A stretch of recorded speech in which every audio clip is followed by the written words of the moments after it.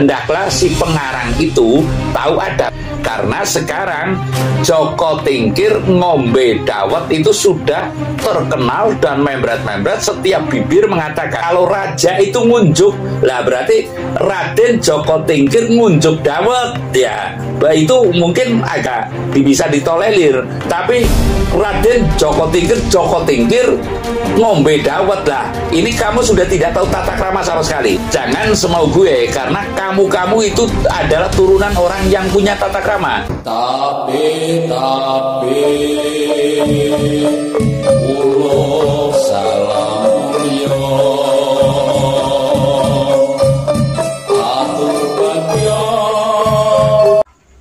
Om wilahing jati nukuni jati lulu Nusantara, tapi uluk salam mulia. Bercerita sejarah yang telah ada di Indonesia itu, di tanah Jawa khususnya, dari babat Mataram bubar tumbuh Singosari, Majapahit bubar, timbullah Mataram lagi, namun Mataram Panembahan Senopati. Kalau yang dulu itu Mataram Sanjaya. Lalu di sela-sela kegentingan Majapahit sebelum besar menjadi Mataram, sebelum ada kerajaan Mataram, bercokolah menantu Sultan Trenggono, kalau nggak keliru itu Joko Tingkir. Joko Tingkir nama kecil adalah Mas Karebet. Siapa Mas Karebet?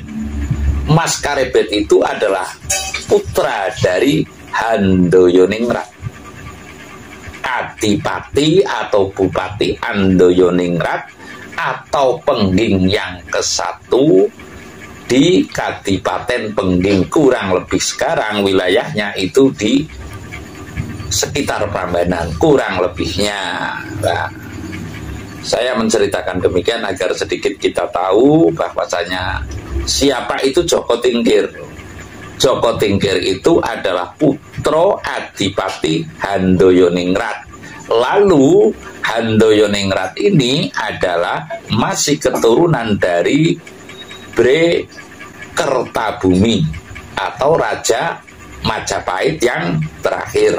Lah, Handoyoningrat punya anak Joko Tingkir. Handoyoningrat tidak mau sowan ibaratnya ke Demak, namun bukan berarti pembangkangan, karena monggo lah teruskanlah saja. Sehingga bapaknya Joko Tingkir, Handoyoningrat, karena tidak mau sowan ke Demak, utusan dari Demak, kalau nggak keliru itu Sunan Kudus, menghunus Adipati Pengging Handoyoningrat gitu. Terus karena ada sebuah acara wayangan di situ, saat itu dalangnya ini dalang Tingkir kalau nggak keliru, mohon di-cross-check juga, kita belajar sejarah gitu aja lah.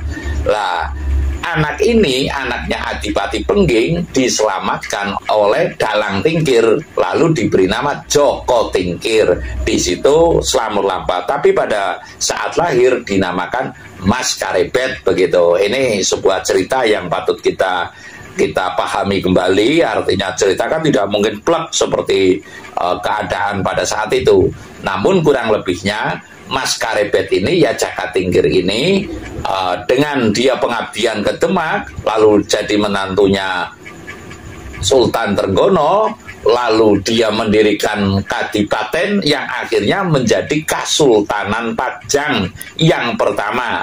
Sehingga, mohon maaf, paham Jawa menyandang gelar sultan itu tidak ada 2, tidak ada 3. Yang pertama kali adalah Jaka Tingkir. Sekali lagi, yang menyandang gelar sultan yang pertama di tanah Jawa tidak lain tidak bukan adalah Jaka Tingkir dengan gelar Sultan Hadiwijaya. Kerajaannya Pajang hanya berdiri kurang lebih 30 tahun kurang lebihnya itu. Sekaligus raja pertama ya Jaka Tingkir, dan raja yang terakhir pula. Kerajaan Pajang hanya ada raja satu, yaitu Jaka Tingkir atau Sultan Hadiwijaya. Jaka Tingkir punya anak itu Pangeran Benowo. Namun karena anaknya itu mohon maaf kurang tegas, maka dia menjadikanlah anak angkat si Danang Sutawijaya atau Loreng Pasar menjadi Raja Mataram yang pertama. Tentunya dengan secara teori ini memakai siasat atau politik kalau istilah sekarang. Mbok nanti kefitnah oleh keluarga Pangeran Benowo atau Tus Demak ini, makalah seolah-olah Danang Sutawijaya disuruh memberontak dan Joko Tingkir mengalah, yang penting berdirinya Kerajaan Mataram. Lah ini sekilas. Namun saya dalam kali ini akan membahas bahwasanya alangkah tidak beradabnya kita. Saya mengatakan adab bukan adab ya. Adab dan adab tentu berbeda. Adab itu adalah tata krama, namun kalau adab itu adalah kutukan gitu loh. Nah, saya akan mengatakan bahwasanya alangkah tidak beradabnya kita, alangkah tidak bertata kramanya kita ya.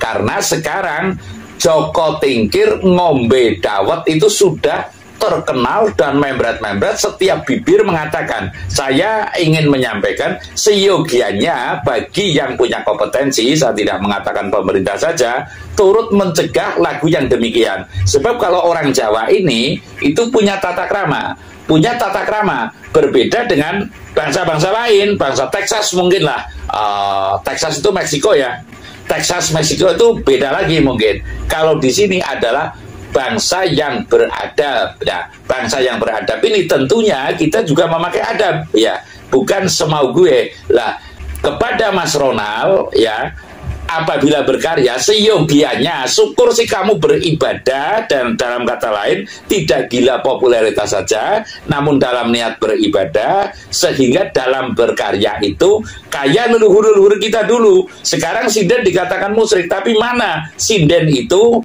katakan ibaratnya musyrik dan sebagainya, mana ada sinden yang melantunkan tidak berbau nasihat syairnya. Lah, saya memberikan rujukan kepada Mas Ronald ya, seyogianya manakala berkarya itu hidup sekali itu yang bermanfaat, jangan sampai berkarya itu ngawur ya. Berkarya ngawur ya seperti itu. Bangsa ini seolah-olah tidak punya adab, tidak punya tata krama. Jadi saya mengatakan bahwasanya semestinya bagi yang berkompeten ya, semestinya bagi yang berkompeten ini memberikan sebuah larangan, secara kasarnya saja, larangan bagi pengkarya yang demikian. Karena apa?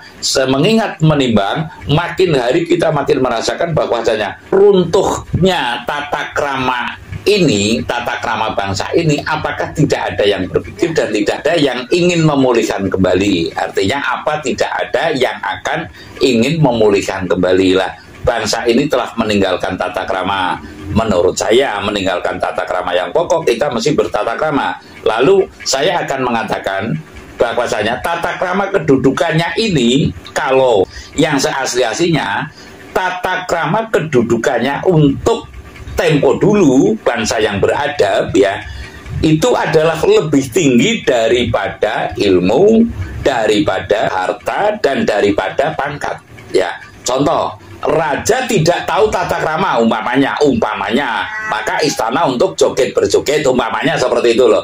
Lah, lalu orang kaya nggak tahu tata krama, ini juga ditertawakan tidak cuma oleh manusia tapi mungkin oleh alam raya. Lah, lalu pula orang punya harta, orang punya ilmu, tidak punya tata krama, juga nggak ada artinya, nggak akan memberikan nilai manfaat. Makanya tata krama ini semestinya kedudukannya lebih tinggi daripada ilmu, daripada harta, daripada pangkat. Lah, saya mengatakan demikian, saya pandang penting. Tadi saya telah mengulas bahwasanya Joko Tingkir ini adalah putra Adipati Handoyoningrat, ya, seorang sultan yang pertama di tanah Jawa ya, dan seorang pejuang taruhlah yang menurunkan raja-raja Jawa di tanah Jawa ini ya, Joko Tingkir diantaranya Laksana Ken Arok. Jadi saya mengatakan mari kita saling memberikan rujukan agar bangsa ini lebih bertata krama, tidak seperti ini adanya. Bagaimana nasib anak cucu kelak manakala hal ini dibiarkan? Tentunya saya mengkritisi pada para seniman ya, mohon maaf, kepada para seniman, semestinya ngono ya ngono ning aja kaya ngono. Sliramu ki wong Jawa kudu ngerti njunjung dhuwur, mikul dhuwur, mendem jero. Asmane wong atuwa tidak seperti ini caranya. Lah, apabila tidak ada ya rujukan atau larangan dari pihak yang berkompeten, kalau saya melarang kan nggak mungkin. Namun saya juga dengan kata lain saya mengkritisi, lalu apalah daya saya, namun saya telah mengkomentari, mengingatkan bahwasanya hendaklah si pengarang itu tahu adab, jangan semau gue. Saya akan mengatakan pula kepada, hei Farel, yang menyanyikan ini siapa? Farel ya. Lalu, hei Ronald, hendaklah kamu tahu tata krama. Lah tata krama diantaranya, kalau orang pada umumnya itu ngombe ini termasuk halus, naik ngilum ya termasuk di bawahnya kasar gitu loh.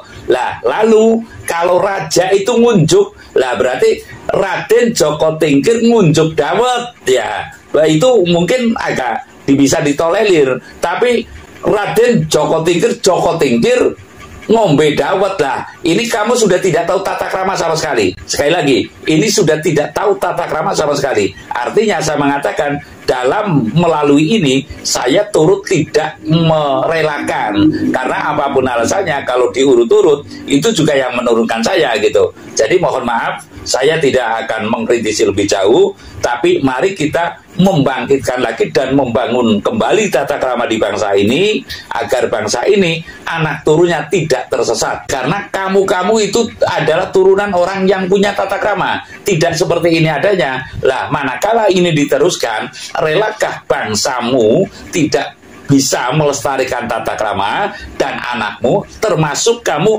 mendidik kepada, mohon maaf, kemungkaran atau kedoliman, kata Pak Kiai. Jadi hal yang demikian semestinya tidak terjadi lagi pada para seniman. Saya mohon maaf, karya lagu saya juga banyak, Jin Sanur Bali, Rasa Rumangsa dan sebagainya. Namun bukan berarti saya viral, itu enggak. Namun juga tidak viral nggak masalah, yang penting saya berkarya. Bisa dicek di channel saya Kaum Bati, lagu Rasa Rumangsa, Jin Sanur Bali, lalu ada Bung Karno, ada. Namun saya tidak gila popularitas, tidak asal grubyuk kurang ngerti rembug lah.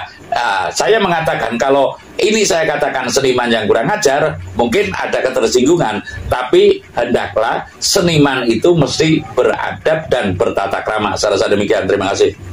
Jin Sanur Bali mertobat